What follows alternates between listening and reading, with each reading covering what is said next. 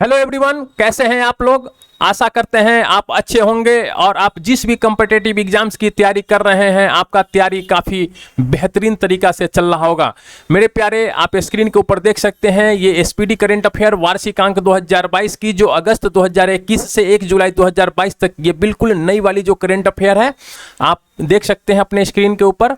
इसके अंदर मेरे प्यारे मैं ये वस्तुनिष्ठ जो करंट अफेयर है, वस्तुनिष्ठ करंट अफेयर, इसके अंदर 802 ऑब्जेक्टिव क्वेश्चंस जो दिए हुए थे इसका वीडियो मैंने डिस्कशन करके ऑलरेडी अपलोड कर रखा है। अब ये चैप्टर 37 के अंदर मेरे प्यारे वन लाइनर यानी प्रश्नोत्तर संग्रह जो दिए हुए हैं इस दोनों का वीडियो जो है मेरे प्यारे मैंने ऑलरेडी अच्छी तरह से डिस्कशन करके अपलोड कर रखा है। अगर आपने ये वीडियो नहीं देखा है तो प्लीज़ आप जाकर देखिए, ये एग्जाम के व्यू से काफ़ी इंपॉर्टेंट है। Direct questions in one liner से और ऑब्जेक्टिव क्वेश्चन से डायरेक्ट क्वेश्चंस आते हैं मेरे प्यारे। अभी जो मैं आपके साथ डिस्कशन करूंगा मेरे प्यारे, समसामयिकी विविध में आपके साथ डिस्कशन करूंगा। ये समसामयिकी विविध जो है ये एग्जाम के व्यू से काफ़ी इंपॉर्टेंट है। अभी जो हाल ही में एग्जाम्स हुए हैं, जैसे रेलवे का एग्जाम्स आप ले लीजिए या यूपी का एग्जाम्स ले लीजिए या फिर मध्य प्रदेश का एग्जाम्स ले लीजिए या फिर किसी भी कम्पिटिटिव एग्जाम जो अभी हाल ही में हुए हैं, इसके पेपर जब आप मेरे प्यारे उठाकर आप देखेंगे तो इसके अंदर आपको समसामयिकी विविध से काफ़ी क्वेश्चंस मिलते हैं। इसीलिए अभी जो मैं आपके साथ डिस्कशन करूंगा वो समसामयिकी विविध डिस्कशन करूंगा। मेरे प्यारे, अब तक आपने हमारे चैनल को अगर सब्सक्राइब नहीं किया है तो प्लीज़ आप हमारे चैनल को सब्सक्राइब कीजिए और अपने दोस्तों के साथ शेयर कीजिए।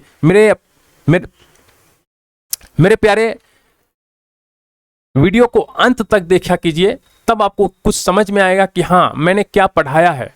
मेरे प्यारे, तो चलिए बिना समय गवाए स्टार्ट करते हैं आज का पहला सेशन समसामयिकी विविध का। मेरे प्यारे, अब हम आपके साथ डिस्कशन करेंगे समसामयिकी विविध जो एसपीडी के अंदर ये पेज नंबर 61 और 62 के अंदर दिया हुआ है, ये मैं अभी आपके साथ डिस्कशन करूंगा। तो मेरे प्यारे, इसका जो पहला टॉपिक्स है ये रिजर्व बैंक ऑफ इंडिया के द्वारा मौद्रिक नीति जो जारी की जाती है इसके बारे में कुछ फैक्ट दिए हुए हैं। आइए इस फैक्ट को हम लोग देखते हैं।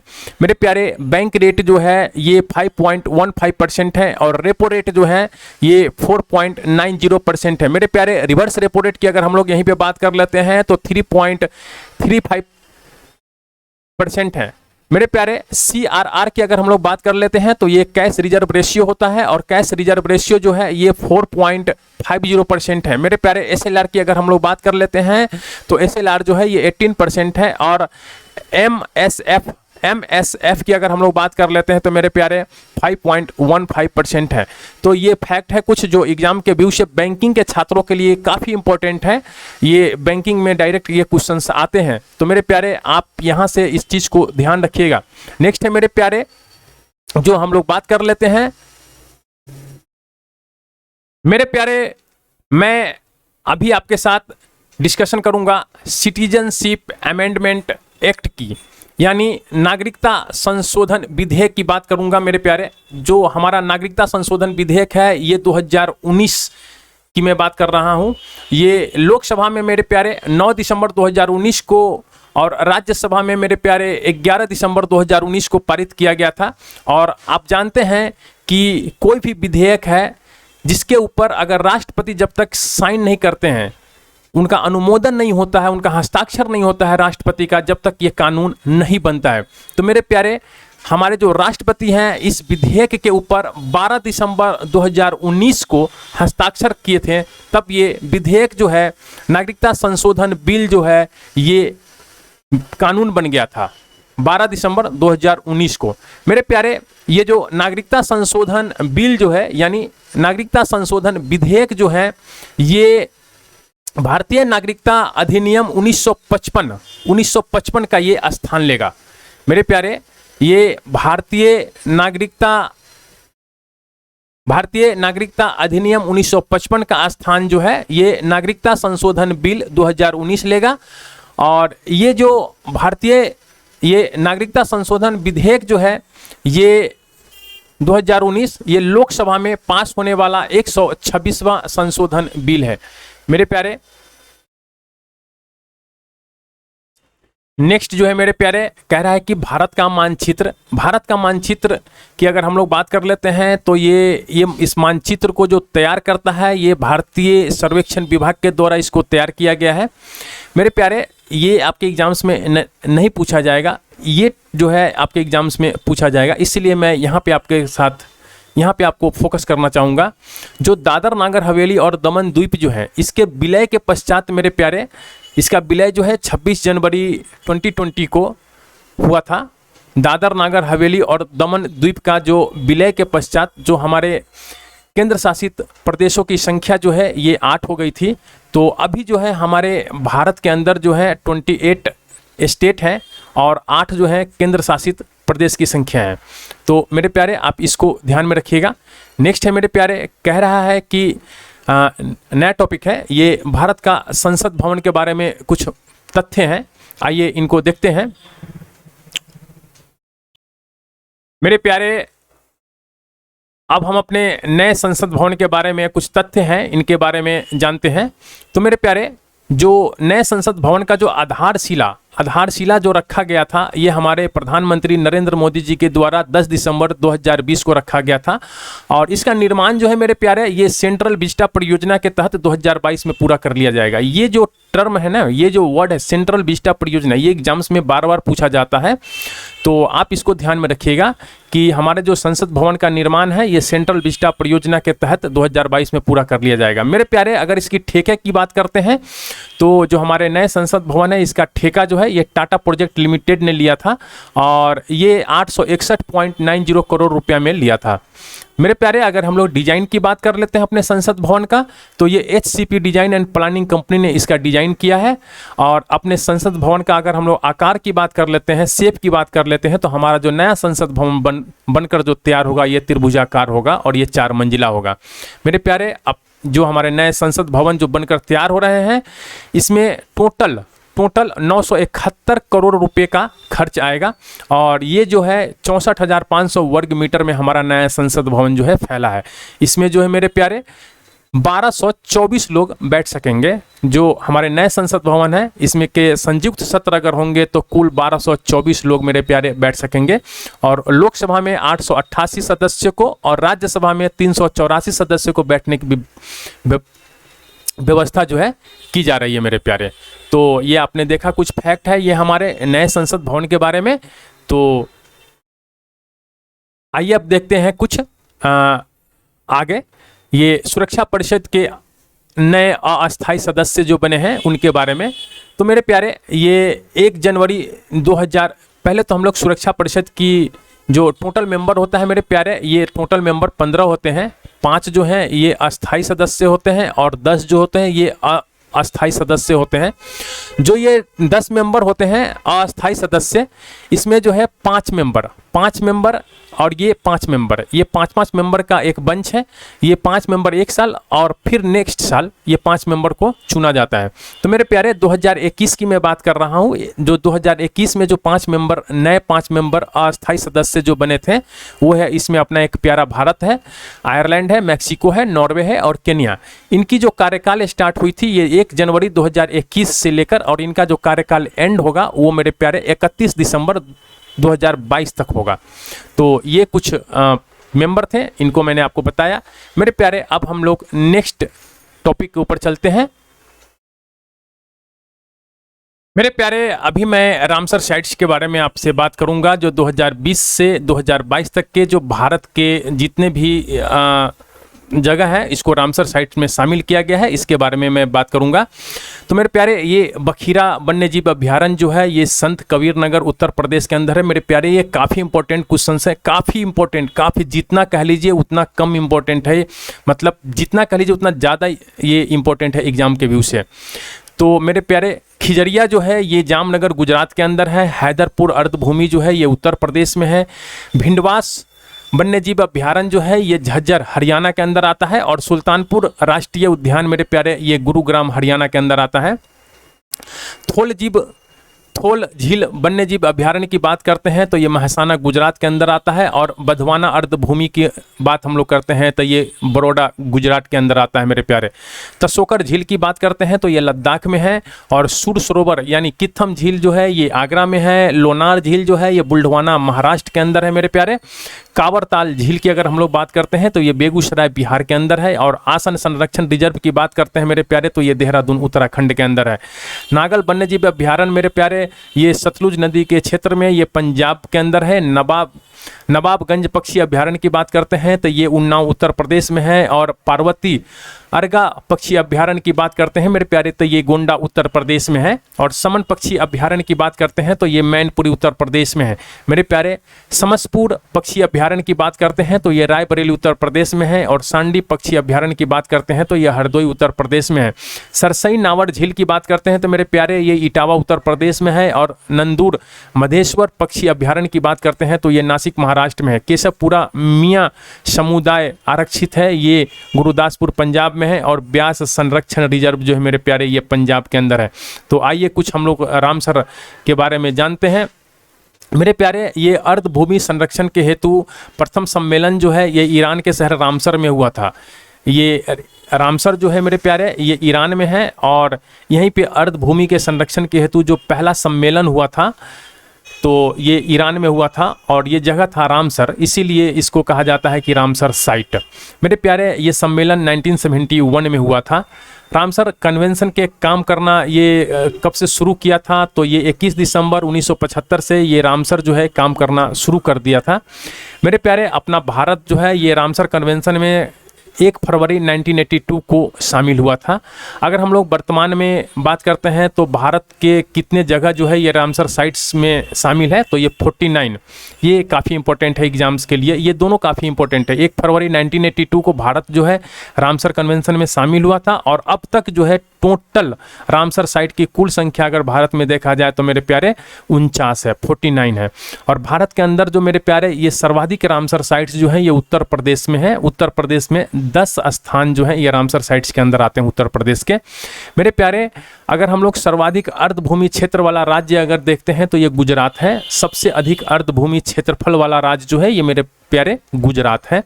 गुजरात में मेरे प्यारे 34,700 वर्ग मीटर का जो क्षेत्रफल है, 34,700 वर्ग किलोमीटर का जो क्षेत्र है ये अर्धभूमि क्षेत्र है गुजरात के अंदर मेरे प्यारे। विश्व अर्धभूमि दिवस जो है ये 2 फरवरी को मनाया जाता है, और आप मुझे अगर कमेंट्स लिखिए तो मुझे लिख कर बताइए कि मेरे प्यारे इसका थीम क्या है। थीम जो है ये क्या है, विश्व अर्धभूमि दिवस 2 फरवरी यानी 2022 का जो थीम है वो क्या है, आप मुझे लिख कर बताइए मेरे प्यारे। अगर ऑल ओवर वर्ल्ड की हम लोग बात कर लेते हैं, पूरे विश्व की बात कर लेते हैं, तो विश्व में सबसे ज़्यादा जो अर्धभूमि वाला जो देश है ये यूनाइटेड किंगडम है। और यूनाइटेड किंगडम का मेरे प्यारे 175 और मतलब जगह जो है ये अर्धभूमि में मतलब रामसर साइट्स के अंदर शामिल है यूनाइटेड किंगडम का मेरे प्यारे। अगर यहीं पे हम दूसरा देश की बात कर लेते हैं तो दूसरे स्थान पे मैक्सिको है मेरे प्यारे। रामसर सूची में शामिल होने वाला जो पहला स्थल था ये कोबोर्ग प्रायद्वीप है जो ऑस्ट्रेलिया में है। रामसर स्थल के अंदर यानी रामसर सूची के अंदर जो मेरे प्यारे जो शामिल होने वाला प्रथम स्थल जो था ये कोबोर्ग प्रायद्वीप है, ये ऑस्ट्रेलिया के अंदर आता है मेरे प्यारे। जो भारत का सबसे बड़ा अर्धभूमि स्थल है ये सुंदरबन, ये पश्चिम बंगाल में है। ये काफ़ी इंपॉर्टेंट है एग्जाम्स के व्यू से, ये हमेशा आपको किसी न किसी पेपर में आपको मिलेगा। तो भारत का जो सबसे बड़ा अर्धभूमि स्थल जो है ये सुंदरबन है जो पश्चिम बंगाल में है मेरे प्यारे। और मेरे प्यारे यहाँ पे मैंने सबसे बड़ा की बात किया तो सबसे छोटा की अगर बात कर लेते हैं तो ये रेणुका है जो हिमाचल प्रदेश में है मेरे प्यारे। भारत का सबसे बड़ा अर्धभूमि स्थल जो है ये सुंदरबन पश्चिम बंगाल में है, और सबसे छोटा जो है मेरे प्यारे रेणुका जो है ये हिमाचल प्रदेश में है। अगर यहीं पर हम बात कर लेते हैं कृत्रिम अर्धभूमि स्थल का जो भारत के अंदर है मेरे प्यारे, तो वो है हरिके बैराज। हरिके बैराज जो है मेरे प्यारे एकमात्र कृत्रिम जो है अर्धभूमि स्थल है ये हरिके बैराज जो अपने भारत के अंदर है मेरे प्यारे। नेक्स्ट टॉपिक की हम अगर बात कर लेते हैं तो मिशन चंद्रयान 2 की हम लोग बात करेंगे।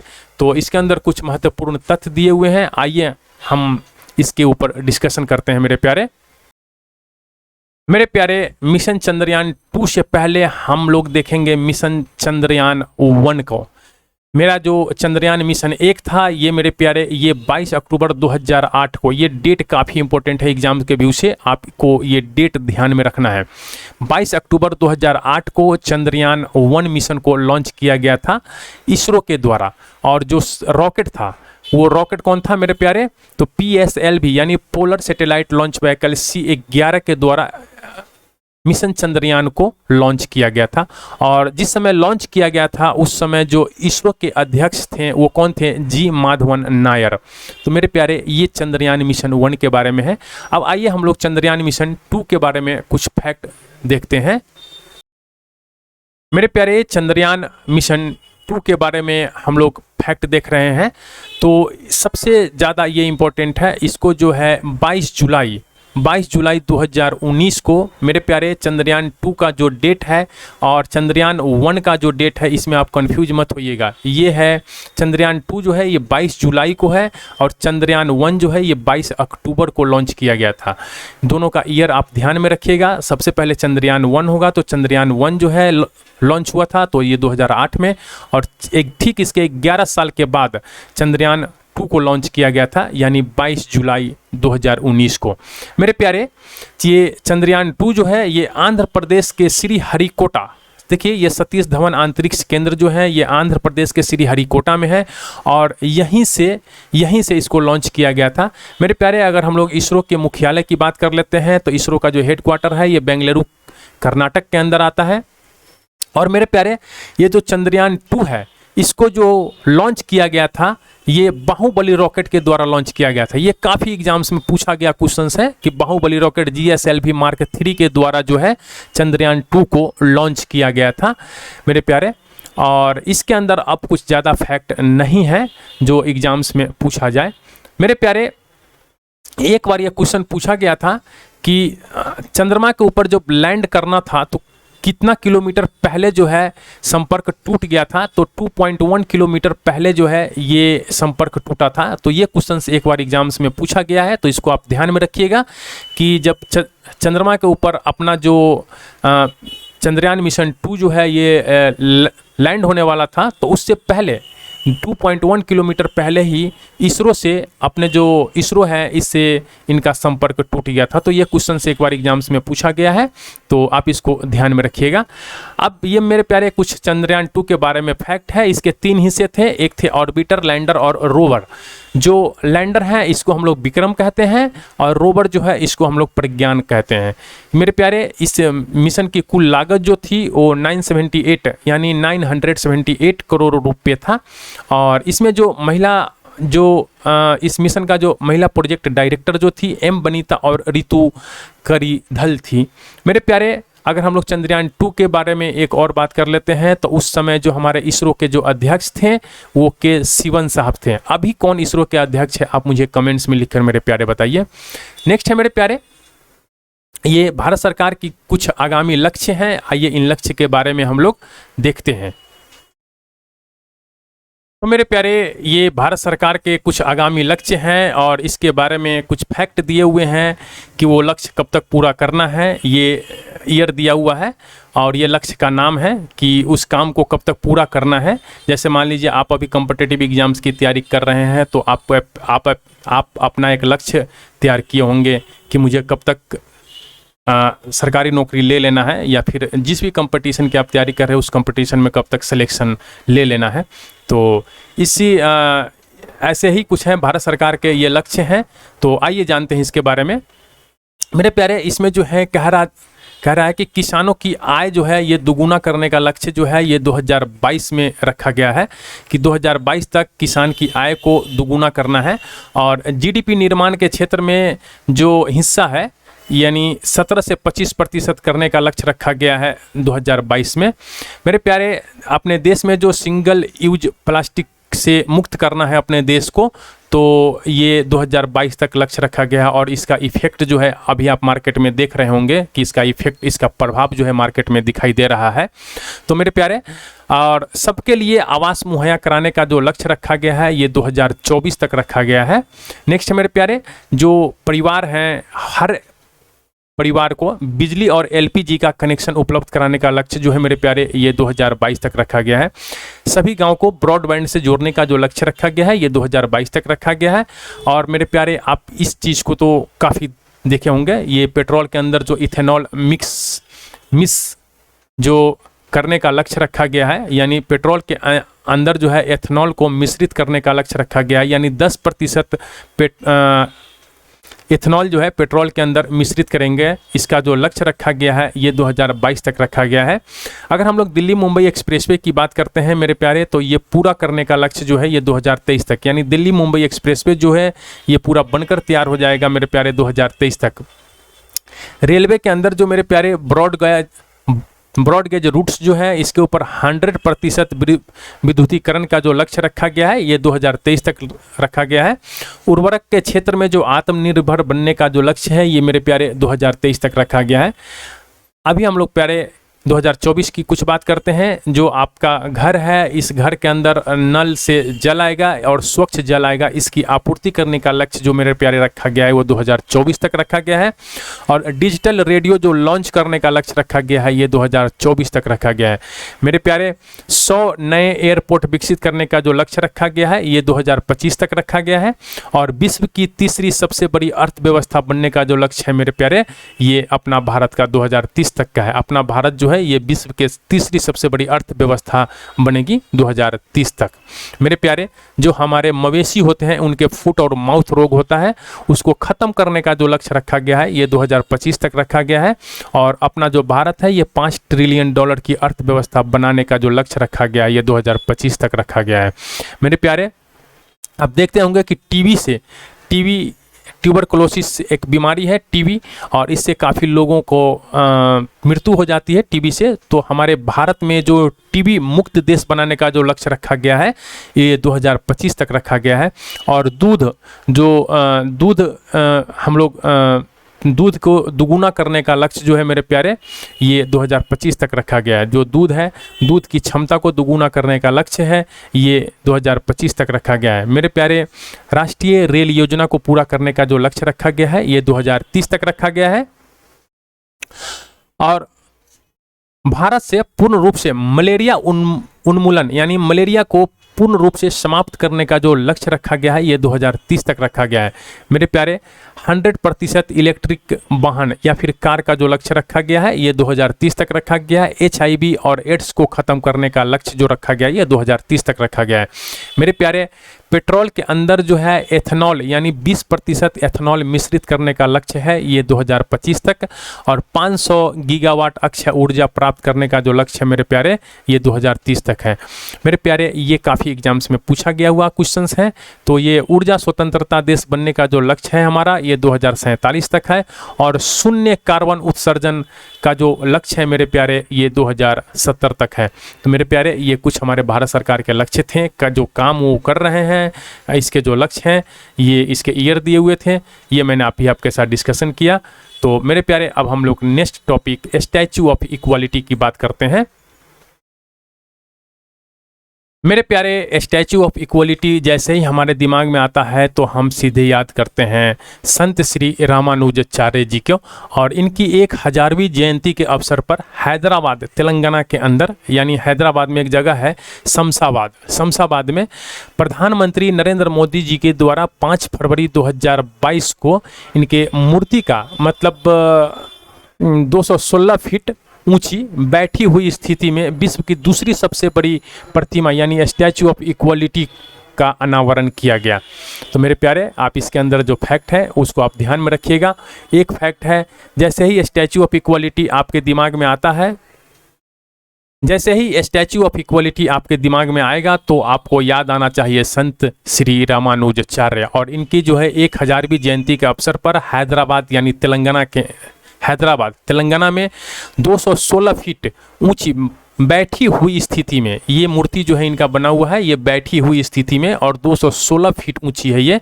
और ये विश्व की दूसरी सबसे बड़ी प्रतिमा है स्टैच्यू ऑफ इक्वालिटी। और इसका अनावरण जो है हमारे प्रधानमंत्री नरेंद्र मोदी जी के द्वारा 5 फरवरी 2022 को किया गया है। मेरे प्यारे स्टैच्यू ऑफ इक्वालिटी संत श्री रामानुजाचार्य की प्रतिमा है, ये मैंने आपको ऊपर में बता ही दिया है। मेरे प्यारे, ये स्टैचू ऑफ इक्वलिटी जो है ये 5 प्रकार के धातुओं से बनाई गई है, तो आप इसको ध्यान में रखिएगा। ये स्टैचू ऑफ इक्वलिटी जो है ये 5 प्रकार के धातुओं से बनाई गई है। और आपको पता है कि ये आप भी मैंने आपको ऊपर बताया था यहाँ पे कि रामानुजाचार्य की 1000वीं जयंती के अवसर पर है ना उनकी स्टैचू बनाई गई है, तो इसीलिए 1000 करोड़ रुपए का खर्च आया है इसके ऊपर। और ये 5 प्रकार की धातुओं से बनी हुई हैं। अगर हम लोग बैठी हुई मुद्रा में विश्व की सबसे ऊंची प्रतिमा की बात करते हैं तो मेरे प्यारे ये थाईलैंड में है, जो भगवान बुद्ध की प्रतिमा है, जो भारत के हमारे भगवान बुद्ध हैं इनकी प्रतिमा है, जो थाईलैंड में है, सबसे ऊंची, विश्व की सबसे ऊंची बैठी हुई प्रतिमा की अगर बात करते हैं। और दूसरा जो है रामानुजाचार्य का है। मेरे प्यारे, ये जो पॉइंट है ये मैंने डिस्कशन नहीं किया है आपके साथ, चलिए मैं इसको भी बता देता हूँ। ये प्रतिमा जो है चिन्ना जियर स्वामी आश्रम के परिसर में भद्रा बेदी नाम की 54 फीट ऊंची बेस बिल्डिंग पर इसको स्थापित की गई है। तो ये था हमारा मेरे प्यारे स्टैचू ऑफ इक्वलिटी के बारे में। और अब हम लोग बात करते हैं स्टैचू ऑफ यूनिटी के बारे में। तो स्टैचू ऑफ यूनिटी के बारे में मेरे प्यारे, स्टैचू ऑफ यूनिटी की अगर हम लोग बात करते हैं तो जैसे ही हमारे दिमाग में स्टैचू ऑफ यूनिटी आता है तो सरदार पटेल साहब को ध्यान में लेकर आइएगा आप। सरदार पटेल साहब, ये भारत के एकीकरण में इनका काफ़ी योगदान था सरदार पटेल साहब का। और जैसे ही स्टैचू ऑफ यूनिटी आपके दिमाग में आए तो सबसे पहले सरदार पटेल साहब का फिगर जो है आपके दिमाग में आना चाहिए। सरदार पटेल साहब की 182 मीटर ये ऊंची, दुनिया की सबसे ऊंची प्रतिमा का अनावरण जो है हमारे प्रधानमंत्री इनके जन्म दिवस पे यानी 31 अक्टूबर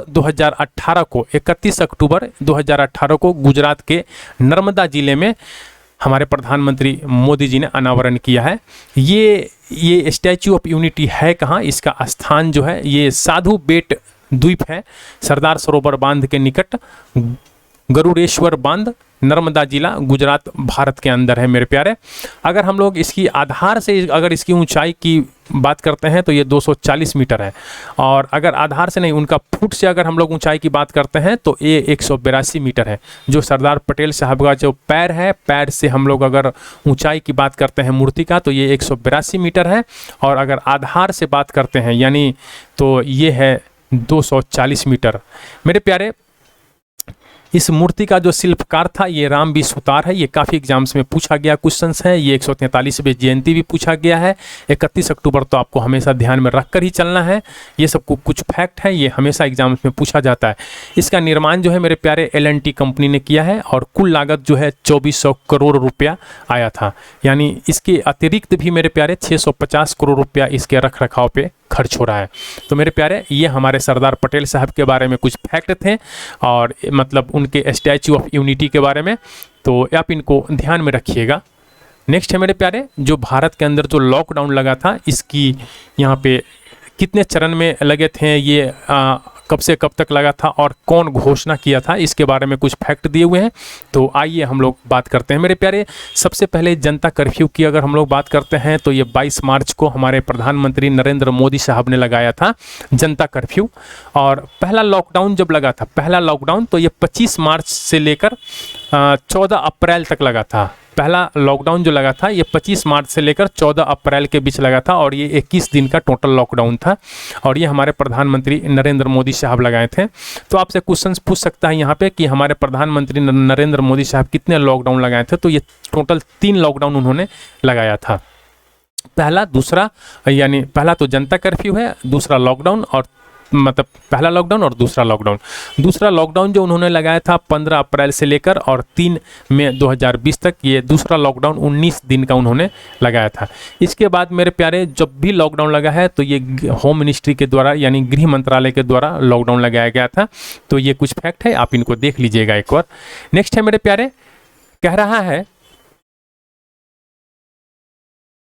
मेरे प्यारे, ये आप देख सकते हैं, ये SPD करंट अफेयर वार्षिकांक 2022 की ये वस्तुनिष्ठ करंट अफेयर की मैं बात कर रहा हूं, जो 802 वस्तुनिष्ठ करंट अफेयर है।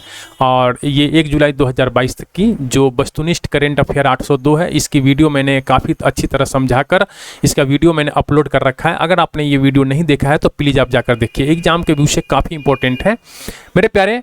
ये प्रश्नोत्तर संग्रह है, प्रश्नोत्तर संग्रह बोले तो वन लाइनर क्वेश्चंस हैं, वन लाइनर। और ये जून 2022 से, यानी मेरे प्यारे आप वन लाइनर की अगर मैं बात करता हूँ, वन लाइनर की अगर मैं बात करता हूँ तो ये जुलाई 2021 से लेकर और दिसंबर 2021 तक, मतलब जुलाई 2021 से लेकर दिसंबर नहीं समझिए, ये जून समझिए, जून 2022 तक का मैंने total one liner current affair जो है ये अपलोड कर रखा है। तो आप अगर ये वीडियो नहीं देखे हैं अब तक तो आप जाकर देखिए, ये काफ़ी इंपॉर्टेंट वीडियो है एग्जाम के व्यू से मेरे प्यारे।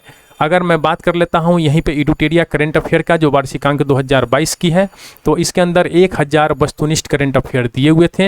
ये इसकी भी वीडियो जो है प्रैक्टिस सेट 1 से लेकर पूरे प्रैक्टिस सेट 20 तक मैंने काफ़ी अच्छी तरह समझाकर अपलोड कर रखा है, आप जाकर देखिए, ये काफ़ी इंपॉर्टेंट है एग्जाम के व्यू से मेरे प्यारे। कुछ हमारे बिहार के जो छात्र हैं उनके लिए एडुटेरिया बिहार करंट अफेयर की जो ये बुक आई हुई है, इसके अंदर जो है मेरे प्यारे 500 वस्तुनिष्ठ करंट अफेयर दिए हुए हैं। ये 500 वस्तुनिष्ठ करंट अफेयर जो है ये मैंने अपलोड कर रखा है, प्रैक्टिस सेट 1 से लेकर प्रैक्टिस सेट 10 के बीच में दिए हुए हैं। और ये 10 मतलब प्रैक्टिस सेट जो है 500 क्वेश्चंस का ये मैंने अपलोड कर रखा है, ये आप जाकर देखिए। ये बिहार के जो भी छात्र हैं उनको काफ़ी फायदा होगा इससे मेरे प्यारे। डायरेक्ट क्वेश्चन जो है इस बार के BPSC 67 जो कैंसिल हो गया है, इसके अंदर देखा गया है। और नेक्स्ट एग्जाम जो है आपका सचिवालय सहायक है, और भी फॉर्म वगैरह आ रही हैं, तो आप उसके लिए ये काफ़ी इंपॉर्टेंट वीडियो होगा मेरे प्यारे। यहाँ पे जो अगला टॉपिक है ये किसान रेल की बात कर रहा है। तो भारत की जो पहली किसान रेल, ये इसकी शुरुआत जो है मेरे प्यारे 7 अगस्त 2020 को किया गया था। और ये हमारे रेल मंत्री थे उस टाइम के पीयूष गोयल जी हमारे रेल मंत्री थे। और कृषि मंत्री नरेंद्र सिंह तोमर के द्वारा इसकी शुरुआत जो है हरी झंडी दिखाई गई थी 7 अगस्त 2020 को मेरे प्यारे। जो हमारा पहला किसान रेल चला था, पहला किसान रेल, वो महाराष्ट्र के देवताली यहाँ पे लिखा हुआ है, देवताली से बिहार के दानापुर तक चला था। तो आप इसको, ये काफ़ी इंपॉर्टेंट है, आप इसको याद करके रखिएगा, ये हमेशा एग्जाम्स में पूछा जाता है क्वेश्चन। जो पहला किसान रेल चला था वो महाराष्ट्र के देवलाली या फिर देवताली से, है ना, बिहार के दानापुर तक चला था मेरे प्यारे। अगर हम लोग उद्देश्य से भाई ये ट्रेन क्यों चलाई गई थी, जो हमारे किसान के जो सामान थे वो कम समय में वो मतलब कंज्यूमर तक पहुंचाने के लिए ये ट्रेन चलाई गई थी, ताकि कम समय में, इसलिए कि उनका सामान जो है वो ख़राब नहीं हो जाए, जैसे सब्जी वगैरह होता है वो जल्दी ख़राब हो जाता है, तो कम समय में पहुंचाने के लिए ऐसे ट्रेनों को चलाया गया था मेरे प्यारे। अगर हम लोग दूसरी ट्रेन की बात करते हैं, किसान रेल दूसरी की बात करते हैं, तो ये भारत की दूसरी किसान रेल थी। और दक्षिण भारत की मेरे प्यारे, अपने जो दक्षिण भारत है इसकी पहली किसान रेल थी, पहली किसान रेल। ये आंध्र प्रदेश अनंतपुर है आंध्र प्रदेश के अंदर, वहाँ से आदर्श नगर दिल्ली तक चलाया गया था मेरे प्यारे। अगर हम लोग 100वें किसान रेल की बात करते हैं तो 100वां किसान रेल जो है ये महाराष्ट्र के संगोला से पश्चिम बंगाल के शालीमार तक चलाया गया था। और इस रेल को हरी झंडी दिखाया था हमारे प्रधानमंत्री नरेंद्र मोदी साहब ने। तो ये 3 फैक्ट हैं यहाँ पे, आप इन तीनों को याद करके रखिएगा, ये काफ़ी एग्जाम्स में पूछे जाते हैं। इस बार भी एग्जाम्स में देखा गया है कि महाराष्ट्र के देवलाली से लेकर और बिहार के दानापुर तक पहला किसान रेल चलाया गया था। जो दूसरा किसान रेल चलाया गया था, भारत का दूसरा किसान रेल और दक्षिण भारत का पहला किसान रेल, वो अनंतपुर आंध्र प्रदेश से लेकर आदर्श नगर दिल्ली तक चलाया गया था। और 100वां किसान रेल की जो शुरुआत हुआ था, ये हमारे प्रधानमंत्री नरेंद्र मोदी के द्वारा, जो महाराष्ट्र के संगोला से पश्चिम बंगाल के शालीमार तक इसकी हरी झंडी दिखाकर इसकी शुरुआत की गई थी। तो मेरे प्यारे ये कुछ फैक्ट थे समसामयिकी विविध का। तो यहीं पे मेरे प्यारे ये फैक्ट्स एंड होते हैं। और मेरे प्यारे अब तक आपने हमारे चैनल को अगर सब्सक्राइब नहीं किया है तो मेरे प्यारे आप हमारे चैनल को सब्सक्राइब कर लीजिए और अपने दोस्तों के साथ शेयर कीजिए, बेल आइकन को दबा लीजिएगा ताकि जो भी इन्फॉर्मेशन हो वो आप तक पहुंचता रहे। और मेरे प्यारे लाइक का बटन जरूर दबाइएगा। Thank you for watching.